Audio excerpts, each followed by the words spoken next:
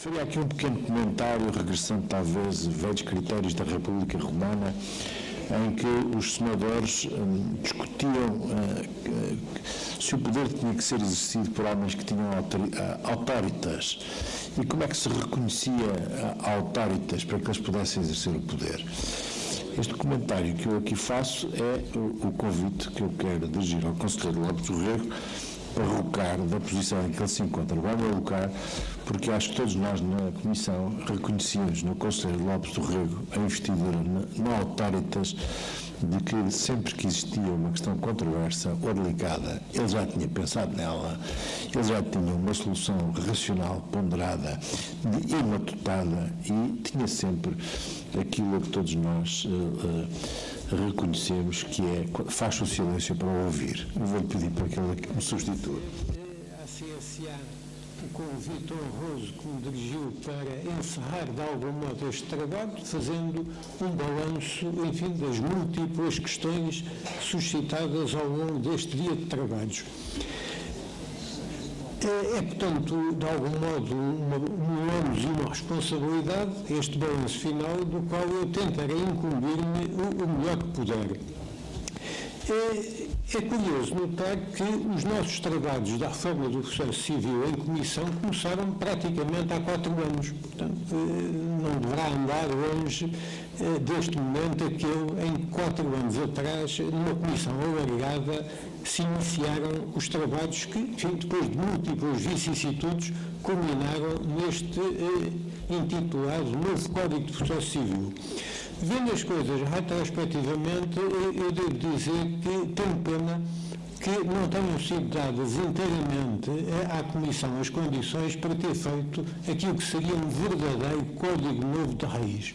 Ou seja, se tivéssemos disposto praticamente dos 4 anos que levou a concluir esta reforma, eu estou convicto que sem interrupções, sem atos, sem perturbações, eu estou convencido que teríamos neste momento não um código recaustado e renumerado, mas em que muitas disposições são exatamente as antigas, mas um código estruturalmente novo. Mas enfim, é com a legislação que temos que necessitamos de trabalhar, e nesse aspecto só há um ponto que me preocupa, é que eu verifico que da circunstância de o diploma legal que consubstancia o Código de Processo Civil em vigor ter resultado de múltiplas contribuições, nem sempre totalmente harmonizadas, surgem alguns problemas, particularmente em função da revisão final a que se procedeu na Assembleia da República.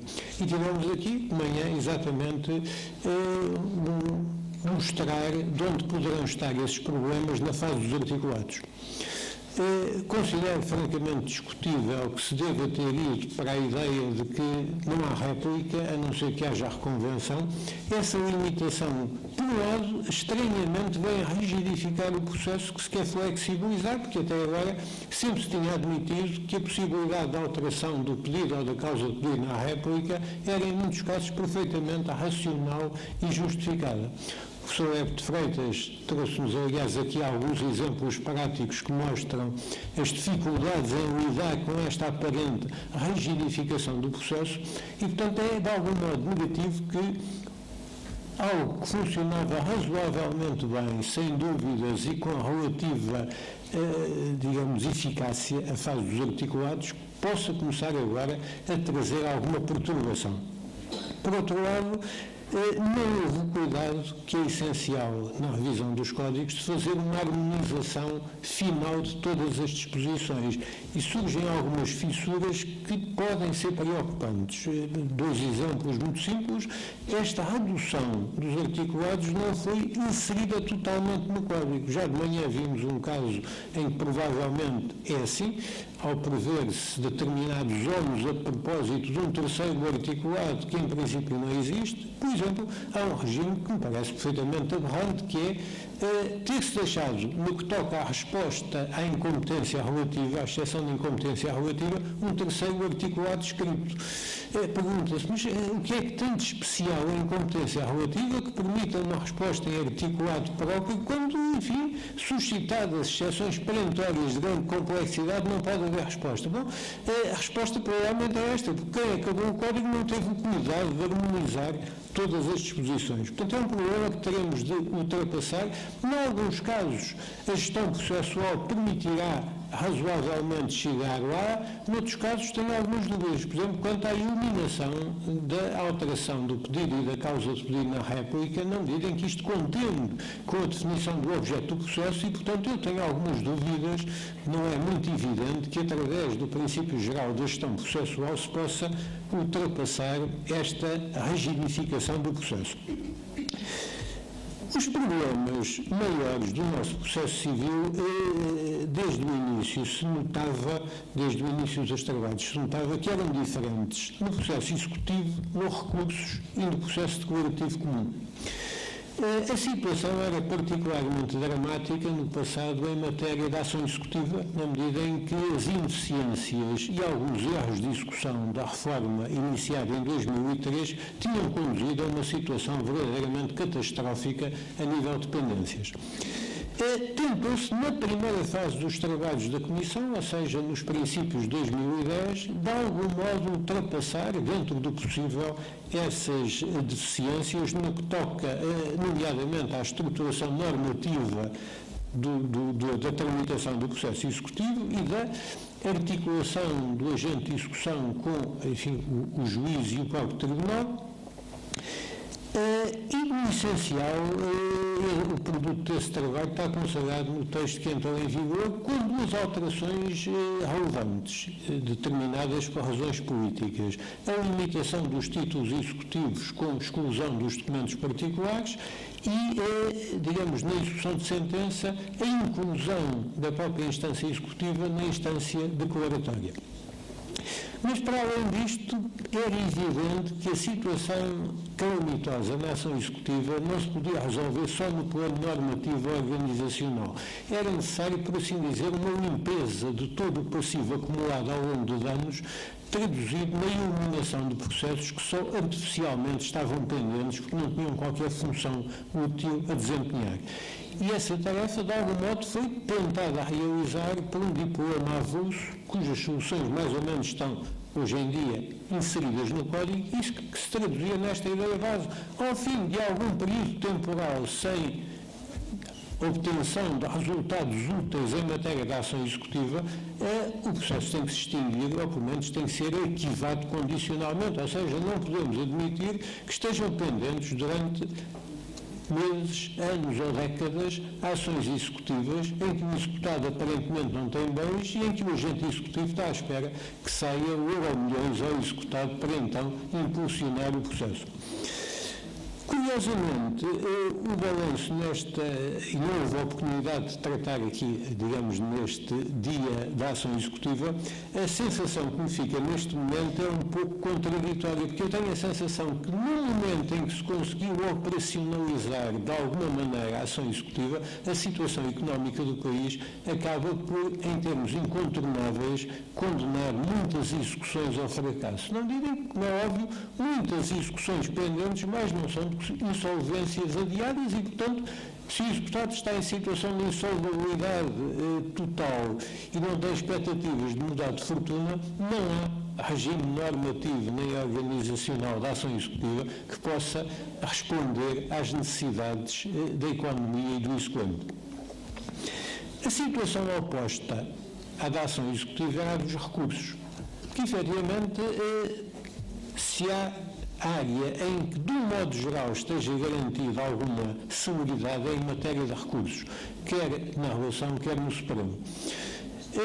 Adicionando a esta razoável eficácia a circunstância de, quando a Comissão iniciou os trabalhos, o regime do Decreto-Lei 303 de 2007 estar em vigor, enfim, há pouco mais de um ano e só aplicável a uma fração mínima dos processos, entendeu-se que não havia razoabilidade em estar, em termos de inadmissível turbulência legislativa, a voltar a alterar o regime dos recursos. Isto não quer dizer que se considere que as soluções adotadas em 2008 são as melhores ou são insuscetíveis de críticas. Algumas delas não serão seguramente as melhores, levantam problemas.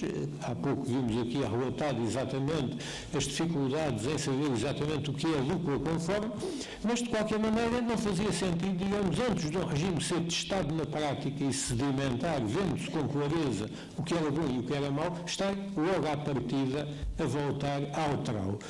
Daí decorre que, provavelmente, a alteração mais emblemática em matéria de ação de recursos é a ampliação dos poderes da relação ao nível da reapreciação da matéria de facto. E não estou a falar tanto, digamos, na possibilidade de haver a renovação da prova na relação, isso já estava previsto no artigo 712, número 3, há décadas. Coisa diferente é saber quantas vezes é que foi apelado na prática. O mais relevante é a possibilidade de se ter previsto, inclusivamente, a realização de novas diligências de prova na relação. E este é um aspecto que, do ponto de vista dogmático, é extremamente sugestivo e importante, porque vem quebrar uma ideia absolutamente estratificada há décadas de que os recursos não servem para criar matéria nova, mas apenas para verificar se o juiz decidiu bem ou mal com os dados que tinha à sua frente. Pois bem, neste momento, deixa de ser exatamente assim, na medida em que a relação, se assim o entender conveniente para julgar adequadamente o exercício do duplo grau de jurisdição sobre a matéria de facto, pode realizar diligências novas que não tinham passado pelo crivo da primeira instância. Veremos na prática qual vai ser, enfim, a utilização e o relevo prático que esta possibilidade inovatória vai comportar. E quanto ao processo declaratório comum, foi, enfim, o grosso aqui das demais intervenções que me precederam. Quanto ao processo declaratório comum, na medida em que não houve tempo para entrar aprofundadamente no capítulo dos processos especiais, quanto ao processo declaratório comum, os grandes problemas são, por um lado, a prolixidade das peças processuais. É uma questão que nunca se conseguiu resolver adequadamente. De facto, nós temos o vício entranhado de as petições, as alegações, as conclusões serem, de um modo geral, extensíssimas. E não se tem muitas vezes em conta que a extensão é inimiga da eficácia e da clareza. Porque é evidente, a certa altura, uma prolixidade desmedida acaba por confundir o essencial com o acessório e, no meio de toda aquela enxurrada de palavras, um aspecto fundamental acabou por ficar no tinteiro e nem sequer foi devidamente abordado. É difícil, em termos de regimes normativos, remar contra a prolixidade. O mais que se pode criar é incentivos a que essa prolixidade, digamos, não seja tão acentuada. E, de facto, para além de algumas sanções processuais para casos limite de falta de concisão extrema, o que poderá, de algum modo, ser um incentivo a uma maior concisão é a nova fisionomia do processo com, enfim, a nova obrigação de as partes se concentrarem nos factos essenciais e nos temas de prova. Portanto, digamos, isto estou convencido que não vai ser imediato, quando muito será a médio prazo, quando as pessoas começarem a perceber que a prolixidade é, em muitos casos, inimiga da clareza e da eficácia, pois aí, provavelmente, a nova estrutura do processo acabará por ter algum reflexo, digamos, numa maior concisão das peças processuais. O outro grande óbice do processo civil é o excesso de rigidez, formalismo e preclusões e a ausência de uma visão funcional do processo, em que se pratica uma série de atos cegamente e tabularmente, muitas vezes sem saber ou sem querer saber que fins, que funções é que esses atos desempenham.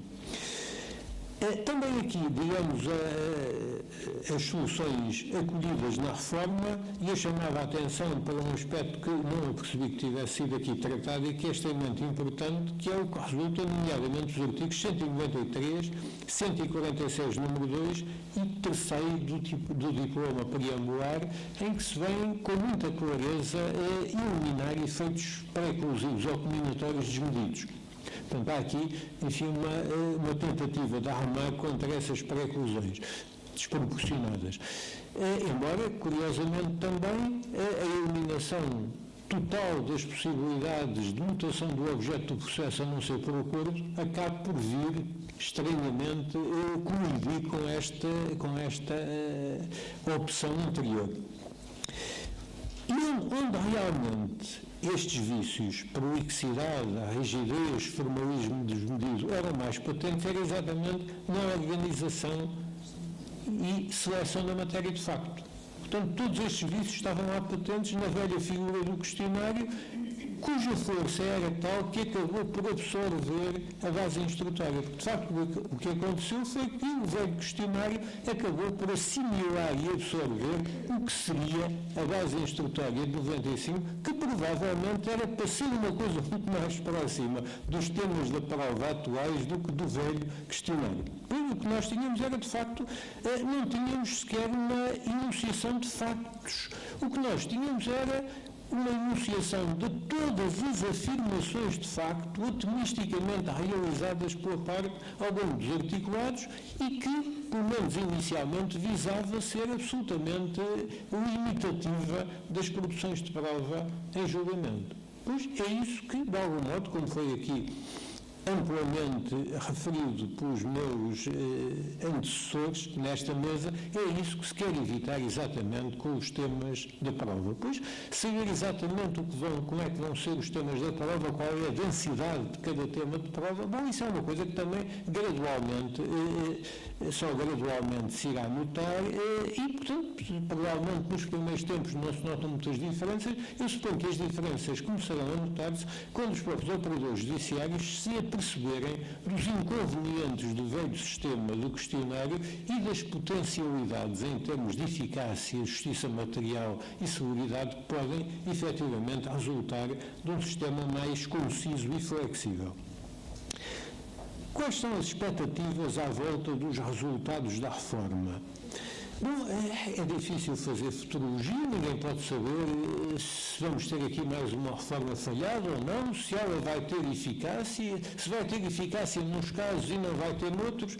Eu tenho a impressão que há aqui uma distinção importante a fazer, porque, digamos, há determinados regimes que são imediatamente operativos e que esses de certeza que vão produzir efeitos. Bom, quando se diz, em princípio não há adiamentos, o número de testemunhas passa a ser um número mais reduzido. As partes, em certas circunstâncias, podem ser ouvidas pelo juiz a requerimento delas próprias. Pode haver verificações judiciais não qualificadas. Bom, nestes casos, temos disposições quando há uma redução dos articulados escritos. Estas normas são imediatamente operativas e, portanto, estas produzem o seu resultado necessariamente. Quanto a este ponto, eu acho especialmente importante e emblemático a eliminação dos adiamentos. Notem, esta eliminação dos adiamentos da audiência final não quer dizer que nunca mais vai haver em nenhuma circunstância um adiamento. Não é, e sequer nem é desejável uma rigidez a este ponto. Agora, a regra de que, em princípio, as audiências são adiadas, essa é que seguramente está quebrada. Vimos aqui alguns casos citados em que, se calhar, em certas circunstâncias é razoável adiar uma audiência, agora o que não era razoável era adiá-las sistematicamente, destroçando totalmente a agenda do juiz e obrigando as pessoas a sucessivas deslocações a tribunal absolutamente injustificadas, especialmente no momento em que tudo parece indicar que passa a haver uma muito maior concentração dos tribunais, implicando deslocações dos intervenientes processuais muito maiores.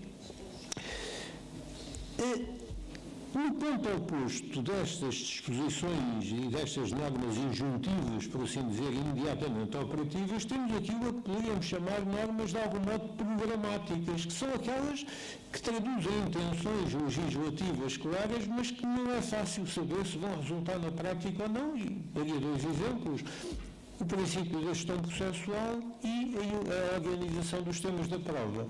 Não é possível dizer com toda a clareza se isto vai resultar a 100%, a 90%, ou 50%, ou se pelo contrário, daqui a 2 ou 3 anos estamos aqui todos a reconhecer que afinal isto não funciona e continuamos exatamente no ponto zero em termos da rigidez processual e em termos de formulação de quesitos quanto à matéria de facto. De qualquer maneira, eu tenho a sensação de que a mudança vai verificar-se quando um número razoável de operadores judiciários experimentarem um novo sistema e verificarem que ele não é o bicho de 7 cabeças que aparenta ser, mas é algo que efetivamente pode ser mais racional e potenciador de uma maior eficácia. Finalmente, a maior parte das alterações constantes desta reforma do processo não implicam uma alteração drástica de princípios dogmáticos. É certo, eliminou-se uma referência expressa ao princípio dispositivo, mas o princípio dispositivo continua, de algum modo, a estar subjacente ao processo civil, quer dizer, embora atenuado e balanceado com o inquisitório.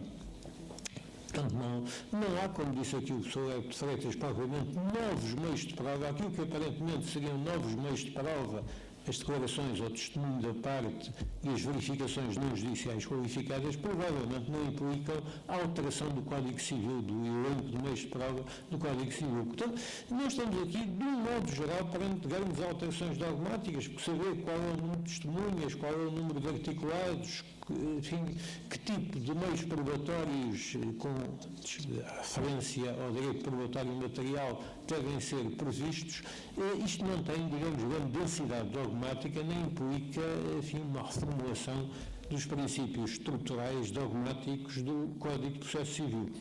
Há, no entanto, alguns pontos em que não é exatamente assim. E há alguns institutos que têm aqui uma inflexão significativa, portanto, uma incidência significativa na própria dogmática do Código.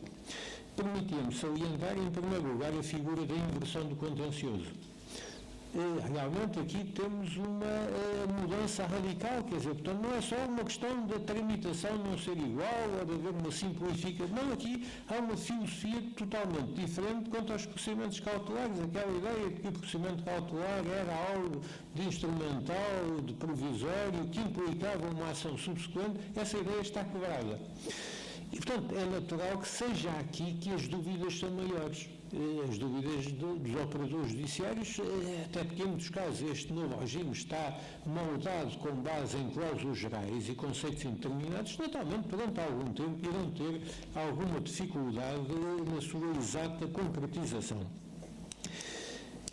Já dei outro exemplo, portanto, a circunstância de um artigo que sucedeu, o velho artigo 712, todos conhecido, ter admitido que a relação pode não apenas renovar provas, mas produzir matéria nova, produzir provas novas, obriga a reformular também princípios dogmáticos até agora tidos como pacíficos, a ideia de que os recursos em nenhuma circunstância podem servir para criar matéria nova. E, por exemplo, também a estruturação, a articulação disto com as regras do ânus da prova, na medida em que, digamos, esta possibilidade da relação fazer diligências traduzidas não apenas numa renovação de meios probatórios, mas na feitura de provas que nunca tinham sido feitas no processo, naturalmente vai adiar o momento em que são chamadas a intervir as regras sobre o ânus probatório, exatamente para os casos de não liquid do Tribunal sobre determinado facto. E, finalmente, tem uma coincidência dogmática significativa, temos a distinção fundamental entre os factos essenciais ou principais, os factos instrumentais, os factos complementares, os factos concretizadores. Eu devo dizer que quanto a esta matéria estava lá tudo mais ou menos desde 95. Agora, ninguém tinha dado muita atenção ou muita relevo àquilo, exatamente porque o sistema tinha sido absorvido pelo sistema anterior. Neste momento, Essa distinção tem começado de facto a ser feita e ela tem incidência significativa. O que é que esta distinção significa? Significa essencialmente que há um núcleo, nós temos distinguido desde logo à partida o que são factos substantivamente relevantes do que são factos probatórios ou instrumentais. Esta distinção é fundamental até porque o advogado ao articular tem que a ter presente, ele tem que saber que o que são factos substantivamente relevantes tem anos de alegação. Quanto aos factos instrumentais, não tem, portanto, não vale a pena estar a encharcar a petição de factos instrumentais que, em qualquer circunstância, serão cognoscíveis se resultarem dos depoimentos prestados em audiência. Mas, mesmo quanto aos factos substantivamente relevantes, temos uma distinção que tem que começar a ser afinada entre, por assim dizer, o núcleo essencial fáctico da causa de pedido, ou da exceção perentória, e aqueles elementos complementares. Como disse o Dr. Paulo Pimenta, isto tem a ver essencialmente com causas de pedido complexas, em que o núcleo essencial é constituído pelos elementos A, B e C, e depois há algumas franjas, alguns factos circunstanciais, sendo constitutivos, em termos, digamos, substanciais, não são tão relevantes funcionalmente para aquela norma, para a factos espécie normativa, como o tal núcleo essencial, e temos factos concretizadores que, no fim de contas, têm a ver com o nível de densificação e concretização que a matéria de facto deve ter em cada ação. Pois bem, estes factos são substantivamente relevantes e, portanto, isto significa, obviamente, que o advogado deve alegá-los na petição inicial, ou deve alegá-los ao suscitar a exceção perentória, quer dizer, não constitui uma estratégia processual consistente o advogado ter a noção clara de que determinado facto complementar é decisivo para a procedência da ação e não o alegar intencionalmente. É uma estratégia, enfim, não diria que suicidária, mas não muito longe disso. Quer dizer, portanto, o problema não é o advogado intencionalmente não alegar os factos complementares. É uma falha eventual da alegação num facto complementar não é pré-conclusiva. A grande diferença é essa, é que enquanto até 95 a omissão da alegação deste facto circunstancial, complementar ou concretizador liquidava a ação, porque não havia qualquer possibilidade de fazer adquirir no processo, desde 95 e com maior nitidez a partir de agora, esses factos complementares, se resultarem da instrução da causa, podem e devem ser adquiridos processualmente. Há um aspecto curioso que foi aqui abordado pela doutora Gabriela Cunha Rodrigues e que é a alteração relativamente ao regime que constava do artigo 264, número 3 do velho Código. Ou seja, quanto aos factos complementares e concretizadores, deixou de se dizer que é essencial que a parte manifeste a vontade de Deus se aproveitar. Basta que haja contraditório, basta que o facto tenha emergido da discussão para poder ser aproveitado. Pois eu não iria tão longe, eu não diria que isto é uma consagração do inquisitório em termos de contra a vontade da parte o facto de dever ser adquirido. Eu diria apenas isto, parece-me que há aqui uma presunção de que a parte interessada quer aproveitar o facto. E o que se quis evitar, essencialmente, era esta situação desagradável. Se não constasse expressamente da ata que o Sr. Advogado disse expressamente que queria aproveitar aquele facto complementar, a falta desta referência na ata podia matar a aquisição processual do facto. Eu suponho que é essencialmente isto que se quis evitar. Agora, parece-me que se estivermos em matéria de direitos disponíveis e se o advogado conscientemente alertado para a essencialidade substantiva daquele facto disser eu renuncio ao aproveitamento do facto, eu devo dizer que não vejo razão substancial para que o juiz deva dizer bom, mas eu contra a sua vontade vou determinar a aquisição processual do facto. Isto pode ser importante, nomeadamente em matéria de ações relativas a direitos pessoais ou de família, sei lá, numa ação de divórcio, constata-se no julgamento que determinado segmento da matéria de facto emergiu do depoimento de uma testemunha. Se o autor é alertado para a essencialidade substantiva do facto, disser, mas eu anuncio o aproveitamento, eu não quero que esse facto seja adquirido no processo, eu aí optaria por entender que há uma renúncia ao facto, que acaba por ser indiretamente uma desistência do pedido, do seu advogado, confrontado com a essencialidade daquele segmento da matéria de facto. Diz que a anunciar, ele já sabe que vai perder a ação. Quanto aos factos concretizadores, eles têm fundamentalmente a ver, parece-me, com aquela velha requentada discussão sobre o que é matéria de facto e matéria de direito. E, acima de tudo, esta possibilidade de concretização dos factos em função do que resulta da instrução da causa, visa evitar uma situação extremamente desagradável e muito banalizada no regime anterior, que era o velho artigo 646, número 4 do Código de Processo Civil, em que toda a gente tinha aceito, durante o processo, que certa realidade descrita na base instrutória era matéria de facto. O juiz tinha quesitado, fulano tem residência permanente em tal sítio, o quesito, o ponto da base instrutória foi descrito assim, ninguém reclamou, o juiz entendia que aquilo era facto, as partes conformavam-se que aquilo era facto, eventualmente dava-se uma resposta positiva a esse facto, está provado que ao resíduo no julgamento havia recurso para a relação e a relação dizia, não, isto aqui, a residência permanente é um conceito normativo, é conclusivo e, portanto, isto tem-se por não escrito e, portanto, a ação era perdida, porque é evidente que, em muitos casos, este conceito conclusivo era o cerne da matéria de facto, quer dizer, portanto, amputando a ação desta consideração factual, é evidente que essa estava perdida. Bom, este aspecto é relevante, por um lado, o velho artigo 646, o regime que ele constava, não figura nas disposições atuais do Código, e bem, até porque esse regime tinha a ver com a repartição de competências entre o juiz singular e o tribunal coletivo. Não fazia qualquer sistema num sistema em que só intervinha o juiz singular. E, portanto, nessa medida, parece-me altamente positivo que, digamos, deixe de ser possível, através destas pequenas armadilhas processuais, destes jogos de palavras, infletir o sentido, digamos, de razoabilidade e de justiça material da decisão. Muito obrigado, eram estas notas que eu queria referir.